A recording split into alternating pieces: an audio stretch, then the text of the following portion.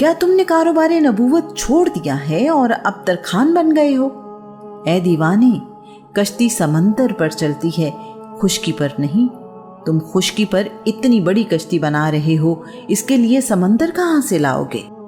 عنوان: تیرا رب کون ہے؟ یہ کشتی کس قدر بڑی تھی اس کا اندازہ اس بات سے لگایا جا سکتا ہے کہ قرآن مجید کے الفاظ میں ہم نے اس کشتی کو عبرت کی نشانی بنا کر رکھ دیا۔ ہے کوئی اس واقعے سے عبرت حاصل کرنے والا؟ اس کشتی کو تیار کرنے میں 40 سال لگ گئے۔ یہ کشتی کوہ طوس پر بنائی گئی۔ اس کشتی کے اوپر چھت بھی تھی جس نے اسے بارش کے پانی سے محفوظ رکھا۔ یہ پہاڑ موجودہ ملک آرمینیا میں واقع ہے۔ کوہ طوس 5137 میٹر بلند اور دنیا کا 48واں اونچا پہاڑ ہے۔ اللہ کریم نے نوح کو نشانی بتائی کہ جب روٹی بنانے والے تنور سے پانی کا چشمہ نکلے تو سمجھ لینا اللہ کا عذاب آ گیا ہے۔ اس وقت سب ایمان والوں کو اور تمام جانداروں کو اپنی کشتی میں سوار کر لینا۔ جو کوئی اس کشتی میں سوار ہو جائے گا عذاب سے محفوظ رہے گا۔ ایسا ہی ہوا۔ 11 رجب کو پانی بارش اور سیلاب کی صورت میں آیا۔ یہ بارش 6 مہینے تک جاری رہی۔ تمام زمین اور پہاڑ اس میں ڈوب گئے۔ نوح کی ساری قوم اس سیلاب میں ڈوب گئی۔ ان کو غرق کرنے کے لیے زمین سے زوردار چشمے جاری کر دیے گئے اور جو فیصلہ کیا جا چکا تھا اس کے مطابق طوفان کے دونوں پانی مل گئے۔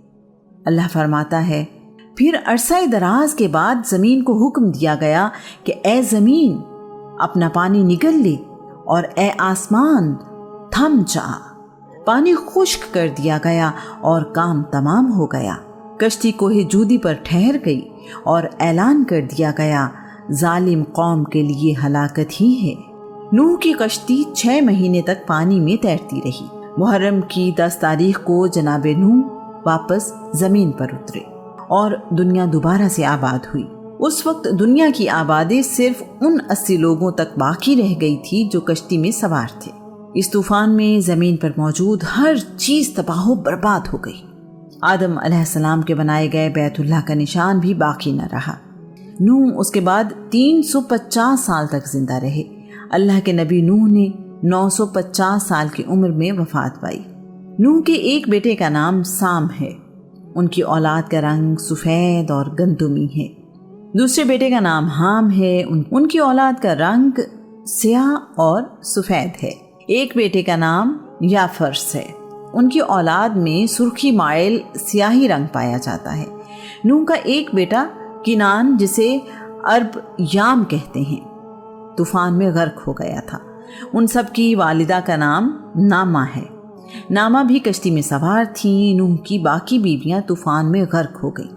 انسانوں کی ہدایت کے سلسلے میں اللہ کریم نے اپنے نبی ابراہیم کو دنیا میں بھیجا۔ نوح اور ابراہیم کے درمیان بہت سے نبی دنیا میں بھیجے گئے۔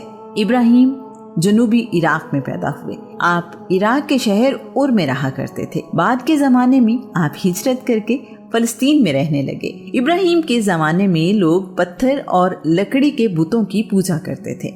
لوگ اپنے خالق کو بھول چکے تھے۔ ان کے لیے ہر مقصد کا خدا الگ تھا۔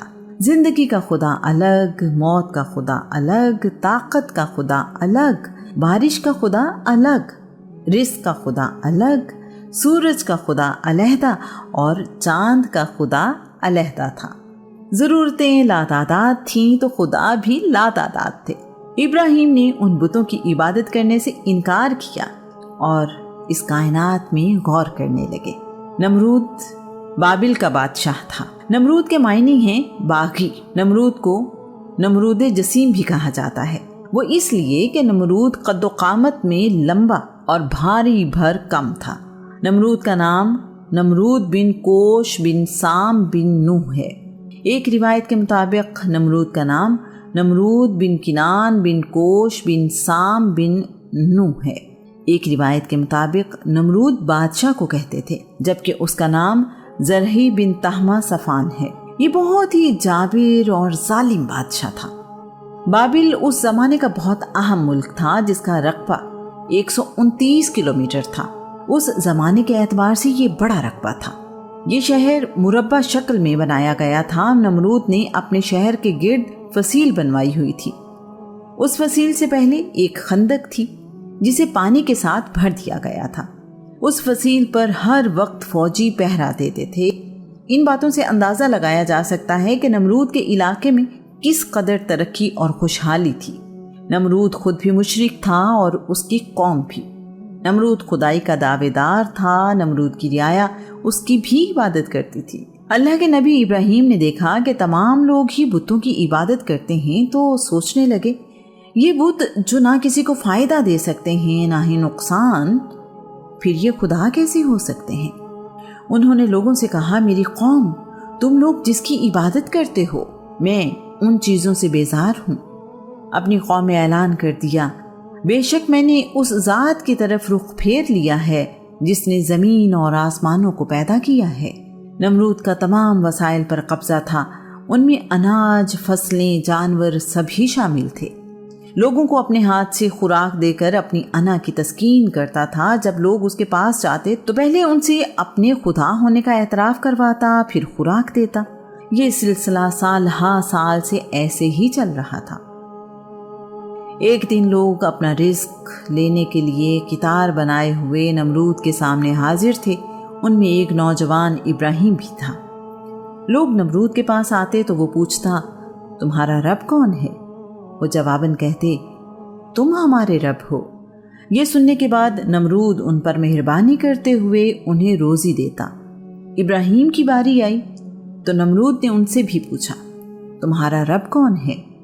इब्राहीम ने जवाब दिया, मेरा रब वो है जो जिंदा करता है और मारता है।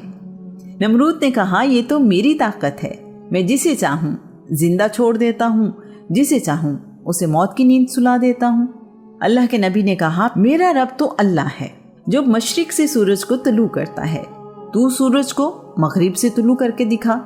नमरूद ये जवाब सुनकर ऐसा हो गया कि किसी बात की खबर न रही।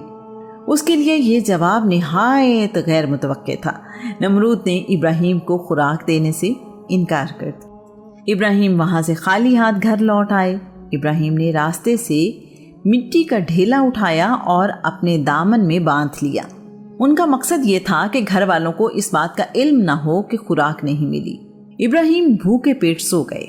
मिट्टी वाली गठड़ी इब्राहीम के बिस्तर के करीब ही पड़ी थी। उनकी बीवी ने ये गठड़ी खोली तो अल्लाह करीम की रहमत से मिट्टी एक बेहतरीन किस्म की गंदुम में तब्दील हो चुकी थी। उन्होंने ये गंदुम पीसी और आटे से रोटी बना ली। इब्राहीम नींद से जागे तो रोटी देखकर हैरान रह गए, अपने रब के हुजूर शुक्रगुजार हुए। यहाँ एक तारीखी हकीकत की वजाहत ज़रूरी है। एक रिवायत के मुताबिक इब्राहीम के वालिद का नाम आज़र था और वो बुत परस्त थे। इब्राहीम के वालिद का नाम तारिख है। इंजील और तौरात भी तारिख को ही इब्राहीम का वालिद बताती हैं। आज़र आपके चचा का नाम है। अरब अपने चचा को भी अब्बू कह देते हैं। कुरान मजीद में आज़र के लिए अब्बू का लफ्ज़ इस्तेमाल हुआ है, सन ऑफ नहीं। इब्राहीम की मशहूर दुआ रब्बना अग़फ़िरली वाली वालिदैया, यानी मुझे और मेरे वालिदैन को बख्श दे। ये दुआ भी इस बात की तायीद करती है कि अल्लाह के नबी अपने वालिदैन की मग़फ़िरत की दुआ मांग रहे हैं। किसी मुशरिक या काफिर के लिए अल्लाह के नबी मग़फ़िरत की दुआ नहीं मांगते। अल्लाह करीम ने इस दुआ की कबूलियत से इनकार नहीं किया, ना ही इब्राहीम को अपने वालिदैन के लिए ये दुआ मांगने से मना किया। अल्लाह ने अपने नबी नूह को काफिर बेटे के लिए दुआ मांगने से मना फरमा दिया था। अल्लाह के नबी इब्राहीम के वालिदैन के हक पर होने की तायीद रसूलुल्लाह की हदीस से भी होती है। रसूलुल्लाह ने कहा, मेरे तमाम नस्बी वालिदैन तौहीद पर थे। रसूलुल्लाह ने यह भी बताया कि मेरे बाप दादा ज़माना जाहिलियत की किसी बुरी चीज़ के नज़दीक भी नहीं गए। कुरान पाक में इरशाद होता है, और याद करो जब आपके रब ने फरिश्तों से फरमाया, मैं ज़मीन में अपना नायब बनाने वाला हूँ। वो बोले, क्या आप उसे नायब बनाएंगे जो फसाद फैलाएगा और खून रेजी करेगा? हालांकि हम आप ही की हम्द करने के लिए तस्बीह पढ़ते और पाकीज़गी बयान करते हैं। अल्लाह करीम ने फरमाया, मुझे वो कुछ मालूम है जो तुम नहीं जानते।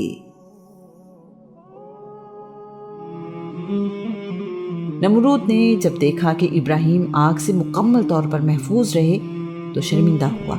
ابراہیم سے کہنے لگا تمہارا رب تم پر مہربان ہے۔